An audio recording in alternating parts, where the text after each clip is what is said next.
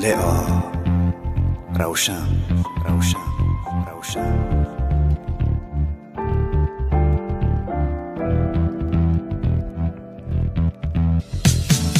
چرا تو تیز میای و تیز میروی خانه خود؟ من که عاشق چشمات شدم ای همسایه خوب. تو مثل پرنده ای پل میزنی روی دلم، هر روز نگاه میکنم کی برای از لانه خود. ای خدا چی شد با من مگر شدم دیوانه؟ ای خدا چی شد که من دیدم چونین پروانه؟ از دوری ها نظارتش میکند چشم دلم، تا نداند که دارد مرا همسفر همسایه. بگو چی کار بکنم که شنوی حرفایم؟ همسایه برون برا که دلم تو را میخواد هر ثانیه. دیوانه تر میشم من، دیوانه تر با ماه نظر میکنم و محضی من هزار.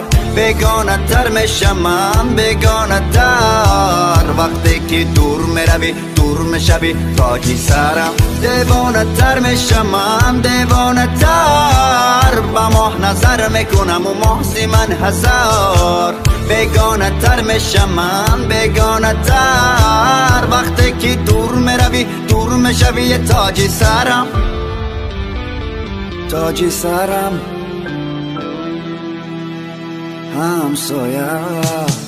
تک تکی را گشتنات رفتار و هی رفتنات، وقتی نگاه میکنی از دوری لبخند زدنات، از روی لحن صدات قلبم را دادم برات. تو مگر جان میخواهی مه بگیر جانم فدات. دوست دارم تو گل لالم، من ندیدم با مثل تو روی عالم. این زمان کارش را کرد، او را از من جدا و مرا با غم مبتلا کرد. همسایه تو مگر کوری که نمیبینی این دردهایم؟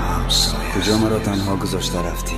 همسایه تو ترک این کوچه کردی و ماندی تنهایم، یعنی دیگر بر نمیگردی. دیوانه تر میشم من، دیوانه تر با ماه نظر میکنم و محضی من هزار. بیگانه تر میشم من، بیگانه تر وقتی که دور میروی دور میشوی تاجی سرم. دیوانه تر میشم من، دیوانه تر با ماه نظر میکنم و محضی من هزار. بیگانه تر میشم من، بیگانه تر وقتی که دور میروی دور میشوی تاجی سرم، تاجی سرم